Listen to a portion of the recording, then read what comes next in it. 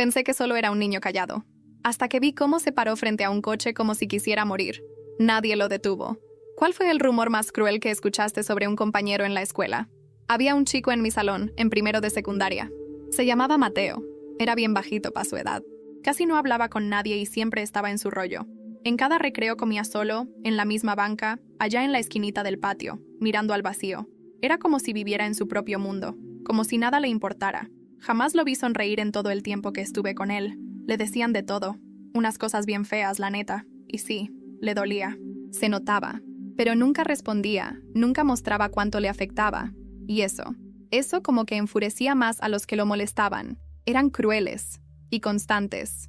Un día, a la salida, Mateo se metió directo a la calle y se paró justo enfrente de un coche que venía. Así, sin más, como si estuviera esperando que lo atropellaran. El conductor frenó de golpe. Se detuvo a unos centímetros de él. Mateo se quedó como congelado, y nomás se movió cuando el señor bajó del coche y le preguntó si estaba bien. Él bajó la cabeza y se alejó despacito, sin decir nada. En la clase de educación física nadie lo escogía para jugar.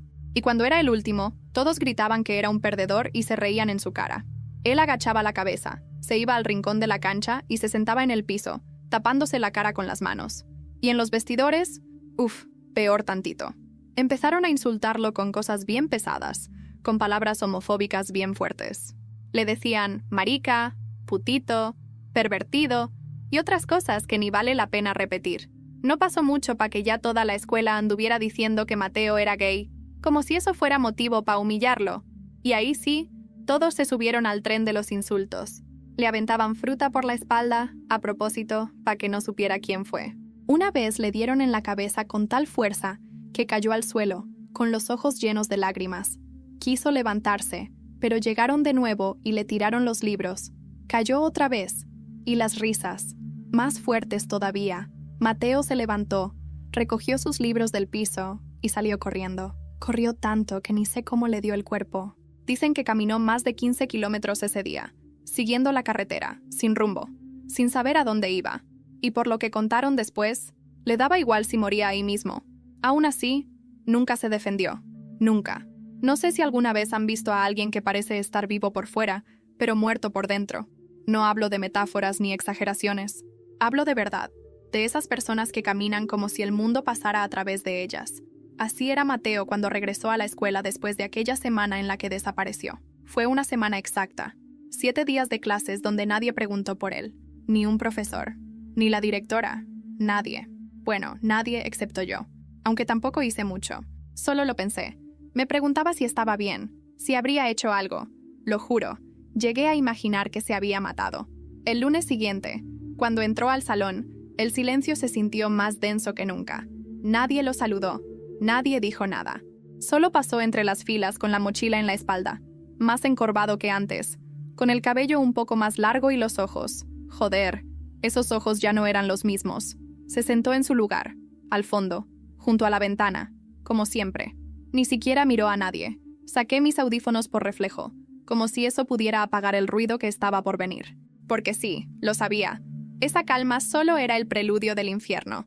¿Y el loquito ya regresó?, dijo Jorge, uno de los cabrones que más lo molestaba. Sí, mira, contestó Diego, el otro imbécil inseparable de Jorge. Más flaco, más jodido. Y todavía maricón. Las risas se colaron como cuchillos por la espalda. Yo apreté los dientes. No dije nada. No me moví. Y eso me sigue pesando. Ese día pasó sin más. Mateo no reaccionó. Comió solo. No habló. No miró. Pero en la última clase algo pasó. El profe de español, el único que no parecía un robot, dejó una actividad.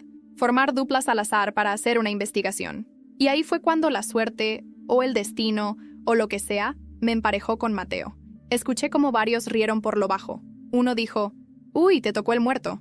Otro, «Te vas a contagiar lo rarito». Mateo ni parpadeó. Solo me miró. Y yo, sin saber por qué, no pude sostenerle la mirada. Sentí una culpa que no sabía que tenía.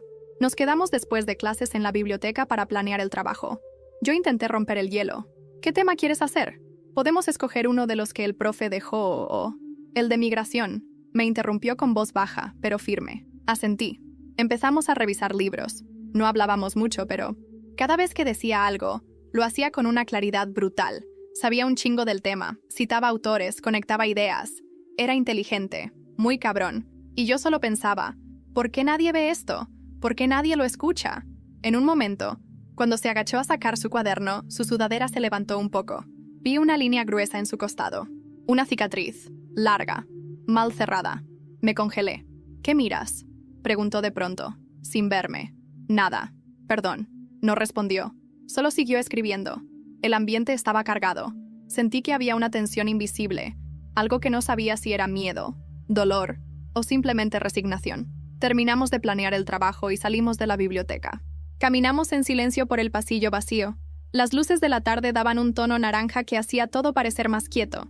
Pero justo cuando íbamos a la salida, un grito rompió el silencio. ¡Oye, putito! Era Jorge. Venía con Diego y otro más. Se acercaban con sonrisas que no prometían nada bueno. Mateo se detuvo. Yo también. ¿Ya tienes novio o todavía no?, dijo Diego riéndose mientras se ponía frente a él. Mateo no respondió. ¿Y tú qué?, me dijo Jorge a mí. ¿Ahora te gustan los raritos? Déjenlo en paz, güey. ¿Ya, no? No sé cómo me atreví a decir eso. Me salió solo. El corazón me latía con fuerza. Jorge se me quedó viendo, con una sonrisa torcida. ¿Qué pasa contigo, ¿Te volviste de su club o qué? Mateo me miró por primera vez en toda la tarde. No con gratitud, no con miedo, con algo parecido al desconcierto. Y entonces Jorge dio un paso al frente. Ya bájale, cabrón. Le solté antes de que hiciera algo. Pero no hizo falta. Una puerta se abrió al fondo del pasillo. Era la directora. Los tres se dispersaron como ratas. Mateo no dijo nada. Solo caminó hacia la salida. Yo me quedé ahí, con el cuerpo tenso, sin saber qué acababa de pasar. Al día siguiente, Mateo no llegó a clases. Y lo que ocurrió después. Nadie lo vio venir. No vino, ni el martes, ni el miércoles. Mateo desapareció otra vez. 2 días seguidos sin aparecer. Y como antes, nadie preguntó nada. Solo se notaba por el banco vacío al fondo del salón y por el silencio. Porque, aunque no hablara, su ausencia hacía ruido. Lo juro. Yo empecé a preocuparme. Mucho. El miércoles en la tarde me armé de valor y fui a la oficina del maestro de español. Sabía que era el único que tal vez le interesaría. Profe, disculpe, ¿usted sabe por qué Mateo no ha venido? Me miró por encima de sus lentes. Bajó el libro que estaba leyendo y entrecerró los ojos como si intentara adivinar si yo hablaba en serio. No tengo idea, la verdad. ¿Pasó algo? No, o bueno, no sé. Solo que, como soy su compañero del trabajo y eso. El profe suspiró. Agarró una carpeta. Mateo es un chico complicado, muy inteligente pero reservado. Ha tenido algunas dificultades en casa. Hizo una pausa como si hubiera dicho más de lo que debía. ¿Tú eres amigo de él? Me quedé en silencio. Quise decir que sí, pero no podía mentirle. Ni a él ni a mí. ¿No? Pero tampoco quiero que le pase algo. El profe me miró con esa expresión que tienen los adultos cuando ya vieron demasiado, y aún así no pueden hacer nada. Cerró la carpeta y dijo, si sabes algo, dímelo. Salí de la oficina con un nudo en el estómago. Esa misma tarde decidí hacer algo que jamás imaginé. Busqué el nombre de Mateo en Facebook. No había mucho. Una cuenta con su nombre, sin foto. Solo una portada. Un paisaje borroso de una carretera al atardecer.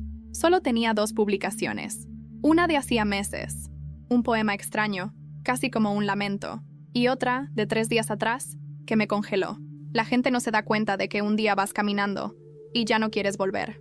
Vi la fecha. Era del domingo. Un día antes de que dejara de venir. Mi pecho se apretó. Algo no estaba bien. El jueves decidí ir más allá. A la salida, busqué a una chica de tercero que, según yo, era prima de Mateo. Se llamaba Camila. Nunca habíamos hablado. La esperé afuera del edificio de secundaria. Cuando salió, le dije, «Perdón, tú eres Camila, ¿verdad?» Me miró raro. «Sí. ¿Y tú quién eres?» «Voy en segundo. Estoy haciendo un trabajo con Mateo y no ha venido. ¿Sabes si está bien?» Su cara cambió. Algo en sus ojos se apagó. «No sé si debería decirte esto. Por favor». Camila respiró hondo. El lunes en la madrugada, Mateo se fue de la casa. Mi tía encontró una nota, pero no decía a dónde iba. Solo decía, «Ya no aguanto más». Sentí que el suelo se me movía. ¿Y no han llamado a la policía? Sí, pero dicen que no pueden hacer mucho porque no es la primera vez. La vez pasada lo encontraron caminando en la carretera hacia Querétaro. ¿Y ahora? No hay rastro. Pero mi tía está destrozada. Me quedé en silencio. Quería vomitar. Camila me miró con más compasión que sospecha. ¿Eras su amigo? No, pero debí serlo. Nos quedamos ahí, callados, viendo cómo los demás alumnos salían gritando, bromeando, como si el mundo no se estuviera cayendo a pedazos para alguien más. Esa noche no pude dormir. Me sentía impotente, culpable. El viernes en la mañana, algo rompió la rutina por completo. Cuando llegué al salón, todos estaban de pie, murmurando. Algunos estaban pálidos, otros veían sus celulares. Le pregunté a Andrés, el güey de adelante, ¿qué pasó? Me enseñó la pantalla de su celular. Un video, grabado con mala calidad, oscuro, pero se veía. Era Mateo, solo, caminando por las vías del tren. El título decía, joven desaparecido es visto en las vías de Toluca. No se sabe su paradero actual. El video había sido subido esa madrugada, y el corazón se me detuvo cuando vi la descripción. El joven fue visto por última vez caminando en dirección contraria al paso del tren, sin ningún tipo de reacción al escuchar la bocina. Nadie supo si lo alcanzó o si se desvió. Ese día nadie hizo chistes, nadie se burló, nadie dijo nada. Pero yo ya sabía que algo muy jodido estaba a punto de pasar. Ese fin de semana fue eterno, cada hora parecía un eco. Y el video. El maldito video de Mateo caminando sobre las vías no salía de mi cabeza. Lo vi más veces de las que me atrevo a admitir. Le puse pausa, retrocedí, traté de leer su cuerpo. Busqué señales de vida, de miedo, de intención. Nada. Mateo parecía en paz. Y eso fue lo que más me jodió. El lunes llegué temprano a la escuela. Quería saber si alguien sabía algo nuevo, pero todo seguía igual. Ni una palabra oficial, ni una mención del director. Solo rumores entre pasillos, caras largas y el banco de Mateo, otra vez vacío.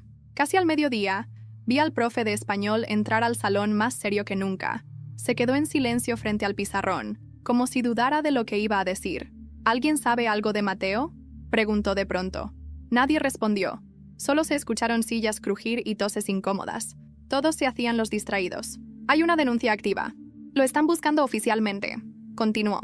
Y quiero que sepan que si alguno tiene información, cualquier cosa, puede decírmelo, con confianza, en privado si quieren. Me ardió el pecho.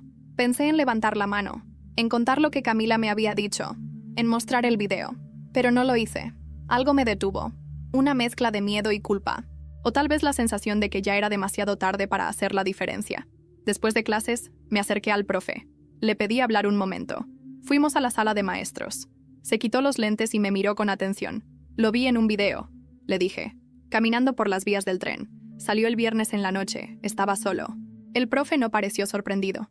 Ya lo vi también. Su madre lo compartió con las autoridades. Lo están buscando por esa zona. Asentí, con la garganta cerrada. Profe, ¿usted cree que se va a matar?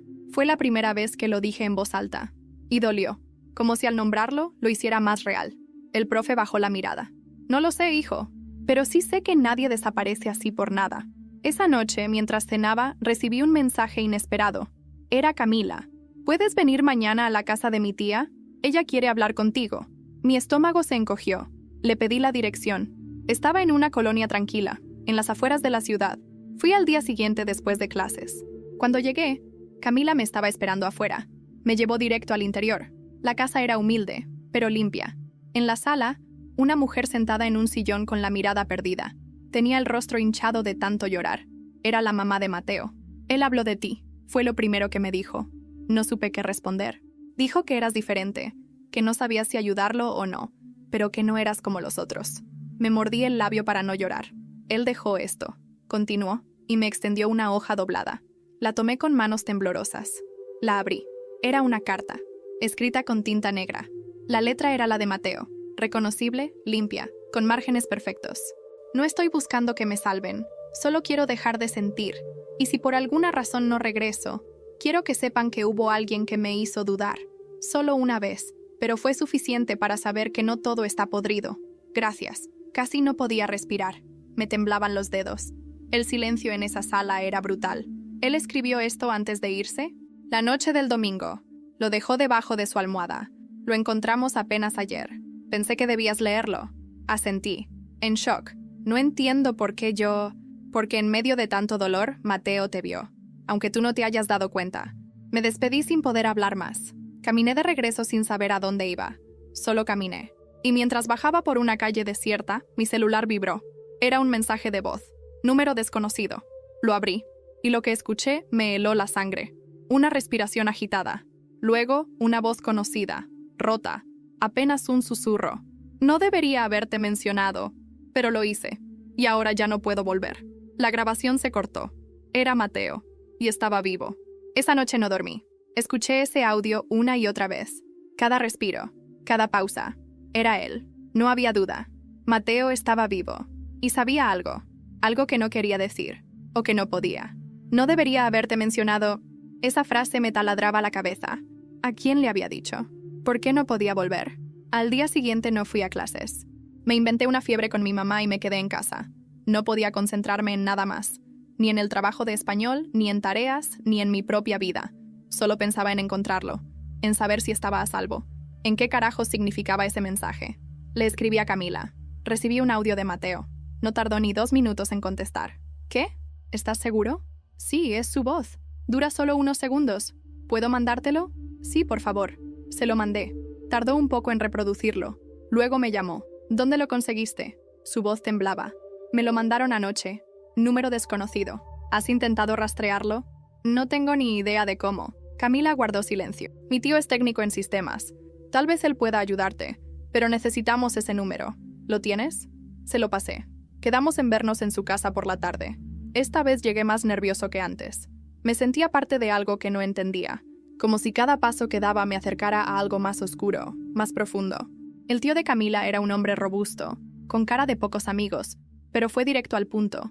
Tomó mi celular, copió el número y lo metió a un programa en su computadora. Este número está registrado en una línea prepago de Oaxaca, dijo, pero el chip fue activado hace apenas 2 días. Es probable que haya sido comprado solo para mandar ese mensaje. ¿Podemos saber de qué parte? Pregunté con ansiedad. Dame unos minutos. El hombre tecleó, abrió ventanas, ajustó mapas. Yo no entendía nada, pero cada clic me aceleraba el corazón. Aquí está. Fue enviado desde un punto cercano a San Felipe del Agua. Es una zona medio rural, a las afueras de la ciudad. Muchos cerros.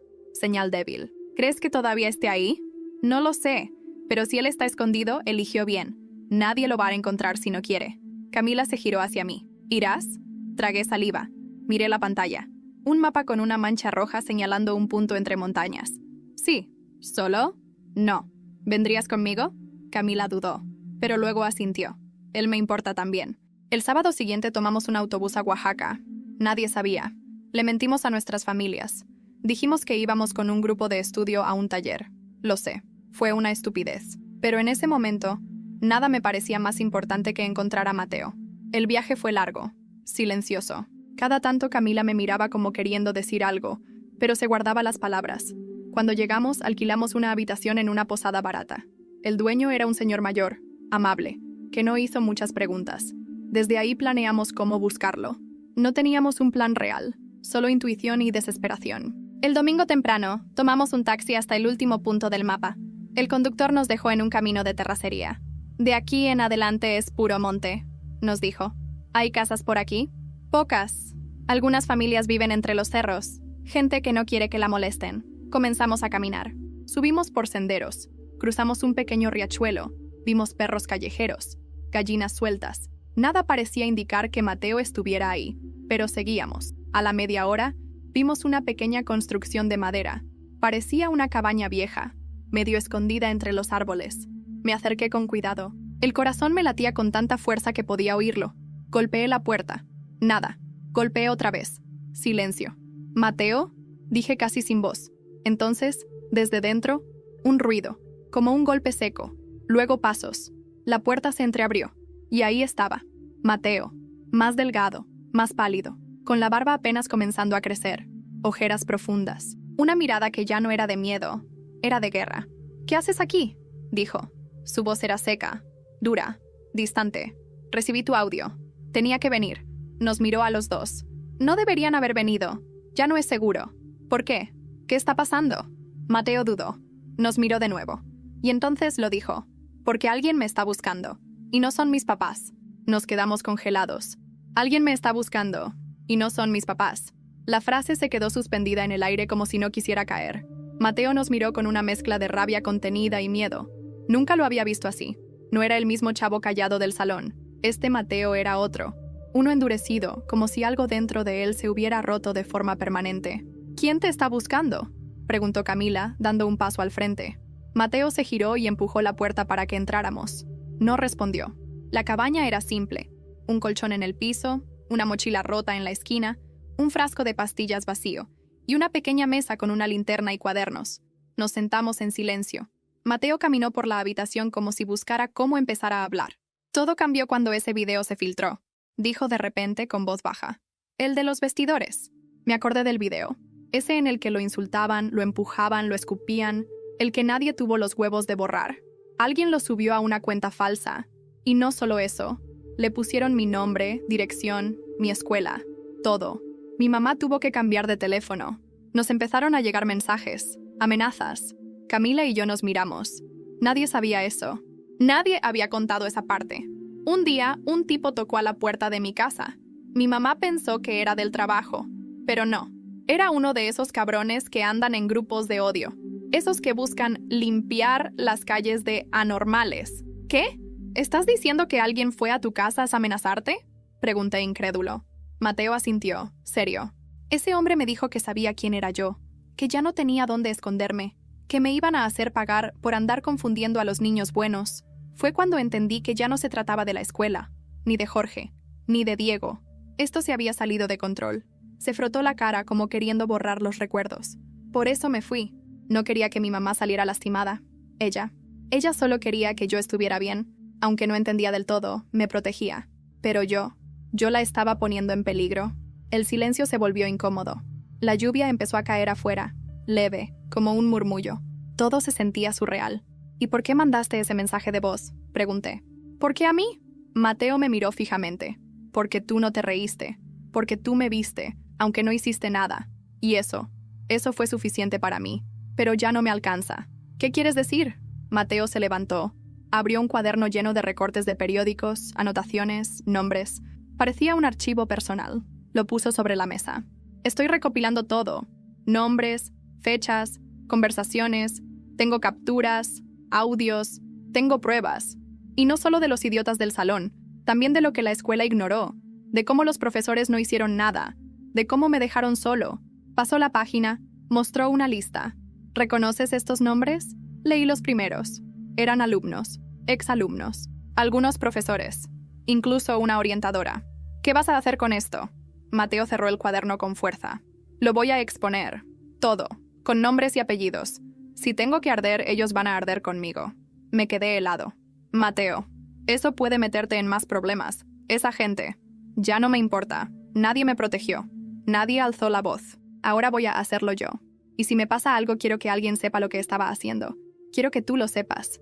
Me quedé en shock. Camila tenía los ojos llenos de lágrimas, pero no lloraba. ¿Y qué quieres que hagamos nosotros? Mateo suspiró, bajó la cabeza por un momento, luego nos miró directo. Necesito su ayuda, para terminar de armar esto, y para hacerlo público. Si algo me pasa, ustedes van a contar mi historia. Pasamos la noche en la cabaña. No dormí nada. Mateo nos fue mostrando todo. Los chats donde pedía ayuda y lo ignoraban. Las denuncias archivadas. Los correos a la dirección. Las respuestas vacías. Era una radiografía del abandono. Una autopsia de una víctima viva. En la madrugada, Mateo salió a caminar. Camila y yo lo seguimos de lejos. Se paró en la cima de una colina y se quedó mirando al horizonte. ¿Alguna vez pensaste en morirte de verdad?, le pregunté. Mateo no se giró. Sí, pero ahora pienso en hacer que todos me vean antes de desaparecer. Se giró hacia nosotros. Y sé por dónde empezar. Caminamos de regreso en silencio. El aire era frío, pesado, y cuando volvimos a la cabaña, la puerta estaba entreabierta. Mateo se detuvo en seco. ¿La dejamos así? No, dijo Camila. Mateo empujó la puerta. Todo estaba revuelto. Sus cuadernos, el colchón, incluso la mochila, la mesa tirada. Y en la pared, con pintura roja, una palabra garabateada a toda velocidad. Calla. La palabra brillaba como una herida abierta en la pared. Calla. Así, en mayúsculas. Pintada con algo que parecía pintura en aerosol, pero por un segundo creí que era sangre. Mi corazón latía tan fuerte que sentía las pulsaciones en las orejas. Mateo se quedó paralizado. Camila se cubrió la boca con la mano. Yo fui el primero en entrar. Todo estaba patas arriba.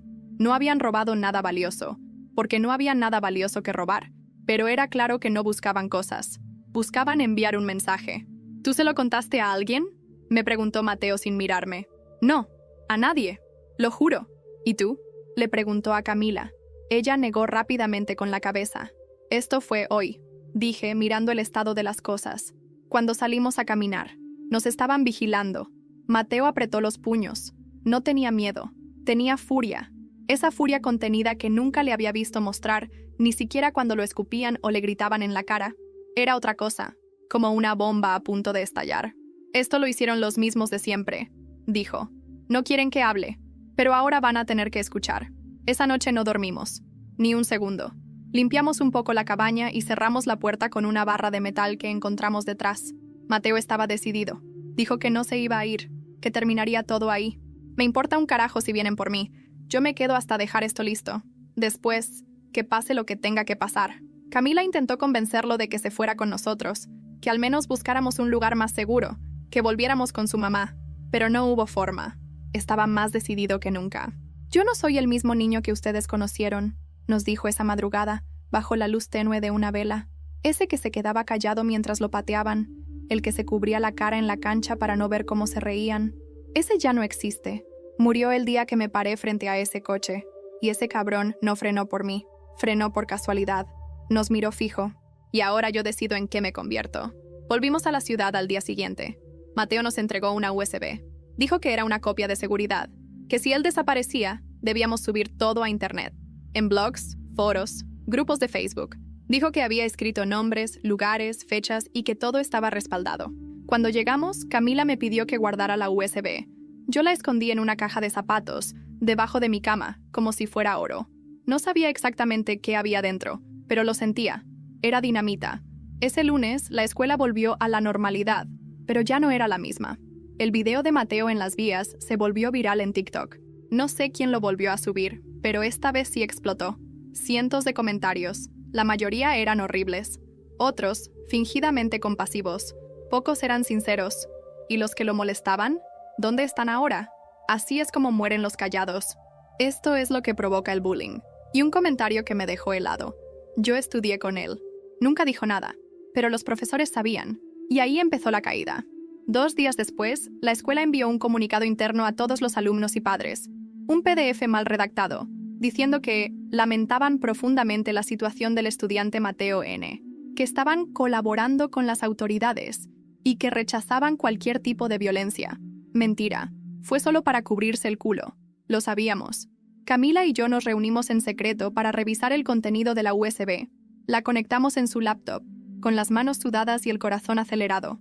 Había videos, capturas de pantalla, chats con directores ignorando las denuncias. Un audio donde un profesor decía, «Ese niño se lo busca. Es raro, y eso incomoda a los demás». El audio era nítido. Se reconocía la voz. Yo sabía quién era. Todos sabíamos. Si esto sale a la luz, dije, se hunden. Camila cerró la laptop. ¿Y si nos hundimos con ellos? Guardamos silencio. Sabíamos que si hablábamos, también seríamos el blanco. Nos volverían locos. Dirían que mentíamos, que manipulamos los archivos, que Mateo era problemático. Pero ya no había vuelta atrás. Esa noche, mientras pensábamos qué hacer, recibí un mensaje de texto de un número bloqueado. Solo decía, ¿te crees héroe? Cuida tu lengua. Y adjunto, una foto mía saliendo de mi casa esa misma mañana. Cuando vi la foto, sentí como si me arrancaran el aire de los pulmones. Ahí estaba yo, claramente, saliendo de mi casa, con mi mochila al hombro. No era una imagen vieja, era de ese mismo día. Reconocía hasta la camiseta arrugada que me había puesto a las prisas. La perspectiva estaba tomada desde una distancia media, como si alguien me hubiera seguido, o espiado desde un coche estacionado. El mensaje era claro, me estaban vigilando. Mi primer impulso fue correr. No sabía a dónde, pero quería salir de mi cuarto, de mi casa, de mi cuerpo. Me temblaban las piernas, cerré las cortinas, apagué la luz. Respiraba agitado. Quería llorar, pero no podía. Llamé a Camila de inmediato. Tardó unos segundos en contestar. Cuando lo hizo, ya podía oír su respiración nerviosa al otro lado de la línea. ¿Qué pasó? Me mandaron una foto. De mí. Hoy en la mañana. Saliendo de mi casa. No, no jodas. Me están siguiendo, Cami. Me están vigilando. Y nos están advirtiendo. Silencio. ¿Te la mandaron desde el mismo número? No. Otro. También bloqueado. Entonces ya saben que tenemos la información. Saben lo que estamos haciendo. Tenemos que hacer algo ya. ¿Qué? ¿Subirlo todo? No sé. Pero ya no podemos esperar. Mateo está solo allá. Si ellos lo encuentran primero, me detuve. No terminé la frase. Los dos sabíamos lo que podía pasar si lo encontraban. El día siguiente fue un desfile de paranoia. En la escuela, todo me parecía sospechoso. Sentía miradas. Sentía que alguien me seguía hasta en el baño. Revisé mi mochila 10 veces. Miraba detrás de cada coche antes de cruzar la calle. En el receso, Jorge y Diego se me quedaron viendo. Jorge se acercó. «¿Qué pasa, héroe? ¿Sigues buscando al muertito?» Lo miré, sin decir nada. «Ten cuidado, cabrón», susurró. «No a todos les gusta que escarbes donde no debes». Y se fue. Así, como si no acabara de amenazarme con una sonrisa de mierda en la cara.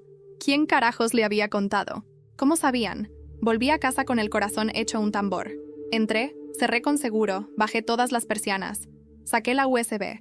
La miré por un largo rato. Pesaba tan poco, pero ahora cargaba un mundo. Llamé a Camila esa noche. Ya tomé una decisión. ¿Qué vas a hacer? Voy a subirlo. Todo. Silencio. ¿Y estás listo para lo que venga después? No. Pero ya no se trata de mí. Esto es más grande. Ya lo viste tú también. Camila respiró hondo. Luego dijo algo que no esperaba. Mateo no me ha contestado desde el día que volvimos. Le mandé 3 mensajes. Nada. Llamé 2 veces. Me rechaza. ¿Tú crees que...? No lo sé. Pero tengo un mal presentimiento. Nos quedamos callados. Cada quien en su cuarto.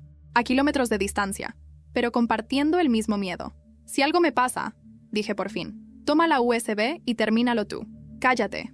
No digas eso. Tómatelo en serio, Cami. Esto ya se volvió personal. Para ellos. Y si están dispuestos a seguir a un chavo de secundaria hasta su casa, no hay límites. Te juro que no voy a dejar que te pase nada. Subí todo esa madrugada. No a una sola red, a varias. Foros, servidores anónimos, blogs de denuncia, canales de Telegram, usé cuentas falsas, VPNs, navegadores seguros. Tardé horas. Pero lo hice. Creé un archivo comprimido con el título «Esto es lo que callaron». Y lo último que escribí en la publicación fue «No me llamo Mateo, pero esto va por él». Al día siguiente, Internet explotó. Los grupos escolares estallaron con capturas de pantalla. Los alumnos comentaban sin parar. Los profesores entraban en pánico. El video del maestro diciendo que Mateo se lo buscaba circuló como pólvora. Las capturas de los reportes ignorados por la directora, los correos sin respuesta, las fotos de las cicatrices y una imagen que se viralizó de forma masiva, la hoja de la carta de despedida de Mateo, con esa última frase subrayada: «Quiero que me vean antes de desaparecer». La escuela intentó frenar la ola. Publicaron comunicados. Dijeron que estaban investigando la veracidad del material, que no tolerarían conductas de acoso. Pero ya era tarde. Los medios empezaron a reportarlo. Uno local, luego otro más grande. De repente todos hablaban del caso Mateo. Y entonces, al tercer día, recibí una llamada desde un número de Oaxaca. Contesté con la garganta cerrada. «¿Bueno?» Una voz femenina, firme, dolida. «¿Eres tú el que publicó todo?» «¿Quién habla?» «Soy la madre de Mateo». Se me cortó la voz. «Sí, fui yo. Gracias. Gracias por hacerlo. Por no dejarlo en el olvido. Él está... No lo hemos encontrado». Tragué saliva. Pero encontré algo más esta mañana. Un sobre en la puerta, con la letra de Mateo. Solo decía una frase. ¿Cuál? Hubo una pausa. Y entonces, con voz quebrada, me dijo: «Ya me vieron». Esa frase no me dejó dormir. No era una despedida. No era un alivio. Era una sentencia. Como si Mateo supiera que al exponer todo, al quitarse el silencio de encima, estaba cruzando un punto sin retorno. Después de esa llamada, Camila vino a mi casa. Entró sin saludar. Se sentó en el piso de mi cuarto sin decir nada. Yo ya sabía. Sentíamos lo mismo. Miedo, angustia, rabia. «Lo hicimos», le dije. «Pero no lo hemos salvado». Ella levantó la cabeza con los ojos rojos. ¿Y si ya no está? ¿Y si fue su forma de decir adiós? ¿Tú crees que Mateo pasaría todo esto solo para rendirse? Camila me miró. No respondió. Pero su silencio lo dijo todo. Ese mismo día, Jorge fue suspendido temporalmente. La noticia se regó como pólvora. El video donde aparece empujando a Mateo en los vestidores ya no se podía tapar. Diego también fue citado junto a sus padres. La escuela los quiso tratar como casos aislados, pero ya nadie les creía. Por primera vez, vi a Jorge bajar la cabeza en público. Ya no caminaba como el rey del recreo. Ya no lanzaba insultos. Ya no reía. El miedo había cambiado de bando. Pero eso no significaba que habíamos ganado, porque las amenazas no paraban. Esa noche, recibí una nueva. No fue un mensaje. Fue una llamada. Contesté. Nadie habló. Solo se escuchaba una grabación, un perro ladrando, luego una voz distorsionada. A veces los que se hacen los héroes terminan como mártires. ¿Entendiste? Colgué. Mis manos sudaban. Camila me miró desde el otro lado del cuarto, y entendí que había oído todo. No podemos parar ahora, dije. No, no podemos. 2 días después, un grupo de estudiantes organizó un paro silencioso frente a la escuela. Casi 100 alumnos se quedaron sentados en el patio, con hojas impresas que decían, ¿dónde está Mateo? Vi a profesores asomarse por las ventanas. Vi a la directora hablar por teléfono con el rostro pálido. Y vi a los padres empezar a llegar, confundidos, enfadados, exigiendo respuestas. No sabían qué hacer. La escuela no estaba preparada para enfrentar el monstruo que ellos mismos habían alimentado. Al día siguiente, algo que nadie esperaba ocurrió. Apareció un video nuevo, anónimo, en una cuenta sin nombre, con el título, Si quieren saber la verdad, véanlo completo. Camila me lo mandó apenas salió. Tenía 5 minutos. Lo abrí con el corazón acelerado. La imagen era borrosa. Una cámara fija, colocada en un rincón. Parecía un cuarto viejo. Se veía a Mateo, sentado frente a una mesa. Cabello más largo, ojeras profundas, pero con la misma mirada que tenía el día que lo encontramos en la cabaña, firme, imparable. Y entonces habló. No quiero que esto sea una historia triste. Ya hay demasiadas. No quiero que me recuerden como la víctima, ni como el raro, ni como el maricón del salón, porque no soy eso. Soy alguien que aguantó tanto, que un día dejó de tenerle miedo a todo. Hizo una pausa. No busco fama, no busco likes. Solo quiero que nadie más pase por lo que yo pasé. Si estás viendo esto es porque ya no pude seguir escondiéndome, pero también es porque ya no tengo nada que perder. Lo vi con un nudo en la garganta. Su voz era calmada, pero cada palabra cortaba como cuchilla. Hay personas que nunca entendieron que lo que para ellos era una broma, para mí era una tortura. Que cuando me gritaban putito, no estaban ofendiendo una orientación, estaban enterrándome vivo, día tras día, hasta que dejé de sentir. Pero ya no. Ahora siento, ahora grito. Y si tú también te has sentido invisible, si tú también estás harto de callar, usa mi voz, hazla tuya, hazla ruido. El video terminaba con una imagen, una hoja escrita a mano, pegada en una pared de piedra.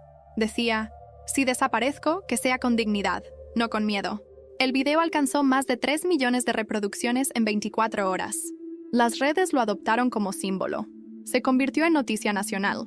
Medios, activistas, incluso celebridades compartieron su historia. La presión llegó al gobierno local. Se abrió una carpeta de investigación formal contra la escuela, contra varios profesores, contra la directora. El sistema, por fin, empezó a crujir. Y mientras todo eso ocurría, Camila y yo recibimos un sobre por debajo de la puerta de su casa. Sin remitente, sin nombre, solo un USB adentro. Lo conectamos de inmediato. Dentro había un solo archivo de texto. Al abrirlo, leímos: no me busquen más, estoy viendo todo. Estoy en donde por fin nadie me puede hacer daño, pero no he terminado. Falta lo más importante, falta la verdad de cada uno. Y cuando llegue ese momento, todos van a saber quién realmente los estaba mirando. Nos quedamos helados. Camila se giró hacia mí. ¿Tú crees que? Y antes de que pudiera terminar la frase, recibí un correo electrónico. Sin asunto, sin nombre. Solo una línea. Prepárense. Lo que viene. No es perdón. Esa frase fue como una maldición, como una promesa envuelta en fuego. La leí 1, 2, 10 veces. Sentía el estómago apretado, como si supiera que algo grande y oscuro estaba por venir. Camila se inclinó sobre la pantalla. No decía nada, pero podía ver en sus ojos lo mismo que yo sentía. Mateo no había terminado. Y nadie estaba preparado para lo que él tenía en las manos. La semana empezó como si fuera una bomba con el reloj activado. Las autoridades ya habían intervenido oficialmente. 2 inspectores llegaron a la escuela, con trajes oscuros, carpetas llenas de papeles y preguntas que incomodaban a todos. Se reunieron con la dirección, con profesores, incluso con algunos alumnos. Todo el ambiente olía a culpa. Y mientras tanto, la red que Mateo tejió empezaba a revelarse. Ese martes, una nueva publicación apareció en el mismo canal anónimo que había subido el video anterior. Era un archivo comprimido con el nombre. Nadie es inocente. Incluía documentos que dejaban a todos expuestos.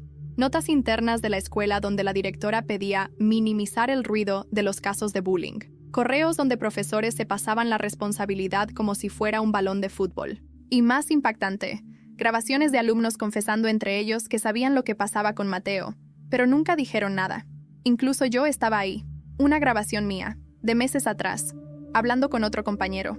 Sí, lo molestan un chingo, pero yo no me meto. Si dices algo, te revientan a ti. Era mi voz. Cruda. Cobarde. Camila me miró. No me juzgó. Pero yo sí me odié.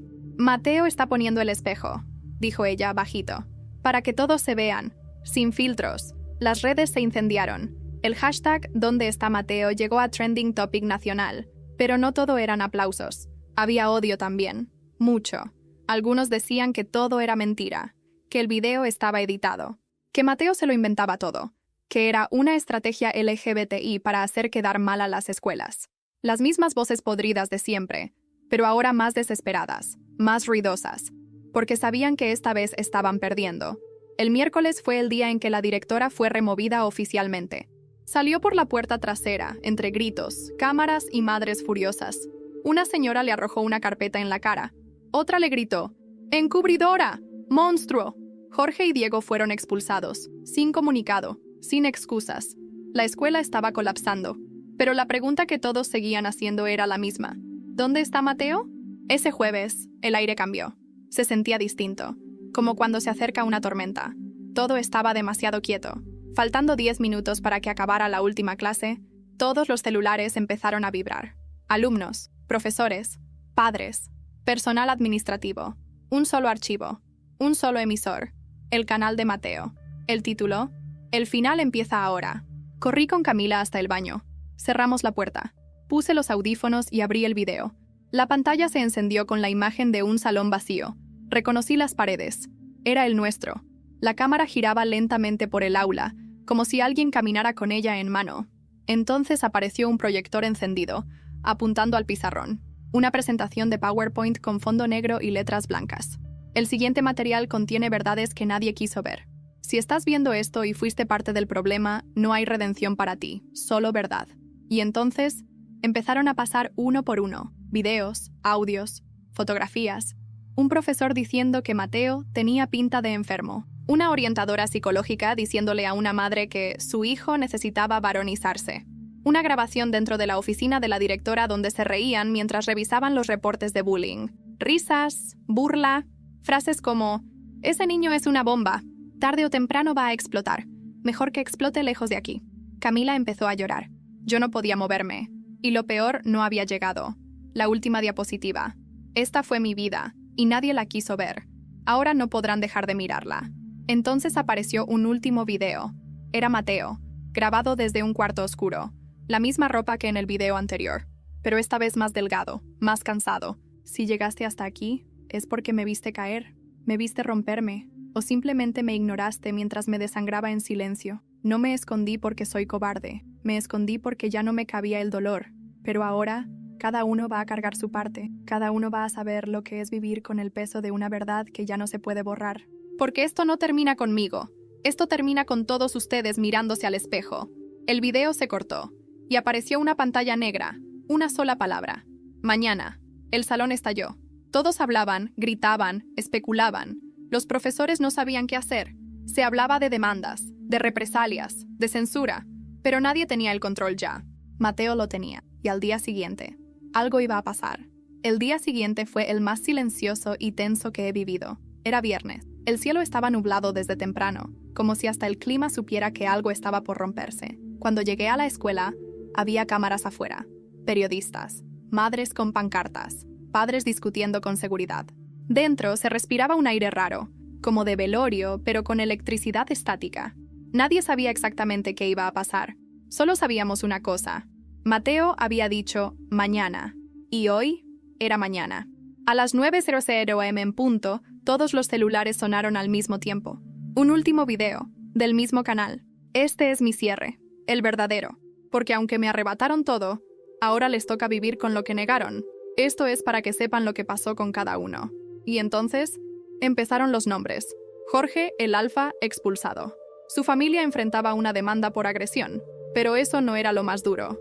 En el video, Mateo mostró una conversación privada, donde Jorge confesaba a un amigo que solo molestaba a los débiles, porque en casa su papá lo trataba como un cobarde. No era un macho, era otro niño roto, pero eligió destruir en vez de construir. Yo no le devuelvo el golpe, solo lo muestro tal como es. Jorge desapareció de redes. Sus amigos lo abandonaron. Sus padres cambiaron de ciudad. Según rumores, intentó quitarse la vida semanas después, pero sobrevivió. Hoy nadie sabe de él. Diego, el cómplice, el que se reía, grababa, compartía, fue expulsado también. Su padre intentó limpiar su imagen diciendo que era solo un chiste entre adolescentes, pero en los correos filtrados, Mateo mostró que Diego compartía los videos de agresión en grupos privados con mensajes como: «Miren al putito llorar». Lo buscaron en redes, lo escracharon, lo insultaron. Su familia lo sacó de la escuela. El que ríe del dolor ajeno no es menos culpable. A veces, el que ríe es peor que el que golpea. Diego desapareció de internet. A los 3 meses, lo vieron trabajando en un taller de autopartes, solo, con la cabeza baja. La directora destituida. Enfrentó una demanda penal por negligencia institucional. El gobierno la investigó y se filtraron correos donde pedía tapar casos similares antes de que llegaran a prensa. Mateo expuso su indiferencia con un audio demoledor. Ella riéndose al decir: «Ese niño se hace la víctima. Si fuera tan frágil ya se hubiera matado». Esa grabación se volvió viral. La mujer no volvió a aparecer en ningún espacio público. Se recluyó. Se rumorea que vive sola, con ataques de pánico y sin trabajo. Usted no me falló a mí, le falló a todos, porque su trabajo era ver, no ignorar. El profesor de educación física suspendido de por vida del sistema educativo. Mateo mostró testimonios de otros alumnos que también fueron ignorados, insultados, forzados a callar. Su risa cuando nadie me escogía no se me olvida, pero tampoco se me olvida cuando bajó la mirada cuando me escupieron. Usted fue cobarde, y eso es peor que ser cruel. Actualmente trabaja en una tienda de artículos deportivos. Según redes, no consigue entrar a ninguna otra institución. La orientadora procesada. Mateo mostró documentos donde ella recomendaba terapia de reencaminamiento masculino para estudiantes con comportamientos no apropiados para su género. Camila y yo vimos en vivo cómo la esposaban en una audiencia pública. Su caso se volvió ejemplo nacional de malas prácticas en salud emocional. Usted no me escuchó, me corrigió, me anuló, pero mi voz terminó saliendo. Camila, mi compañera, mi aliada, la única que no soltó a Mateo ni en su ausencia. Después de todo, siguió luchando. Fundó un colectivo estudiantil de apoyo psicológico. Daba charlas en otras escuelas. Se volvió referente. Yo la vi crecer. La vi hablar con fuego en los ojos. Vi cómo transformó el miedo en poder. Mateo le dedicó un mensaje. Camila, gracias por no tener miedo de mí, ni de lo que significaba quedarte a mi lado. Hasta hoy, sigue compartiendo su historia. Sin miedo, sin pausa. Yo no me escondo, no me limpio. Yo fui el que no dijo nada cuando debía hablar. Yo fui el que grabó su silencio mientras lo escupían. Pero también fui el que lo buscó. El que caminó por cerros para encontrarlo. El que expuso todo. Mateo también me dejó algo. A ti te vi. Siempre te vi. Aunque no supieras si ayudar o no, tu silencio fue distinto. No fue de burla. Fue de vergüenza. Y luego fue de valor. Por eso te confío mi historia. Hoy sigo contando su historia. La cuento en foros, en talleres, a quien quiera oírla. Porque esto no fue un caso. Fue una advertencia. Mateo, ¿dónde está? No lo sabemos. Pero eso dejó de importar. Mateo no quería que lo buscaran. Quería que lo vieran. Y ahora todos lo ven. Está en cada historia de resistencia. En cada aula que ya no permite que se repita. En cada maestro que no se hace el ciego. En cada estudiante que se atreve a defender a otro. Mateo no murió. Mateo se convirtió en voz. La última publicación de su canal apareció 6 días después de la exposición final. Era una imagen. Un pupitre vacío. En una banca cualquiera. Con un libro abierto encima. Y una hoja manuscrita, como siempre. Ya no me siento invisible. Ustedes son los que ahora tienen que mirar al espejo. Y decidir si siguen callando.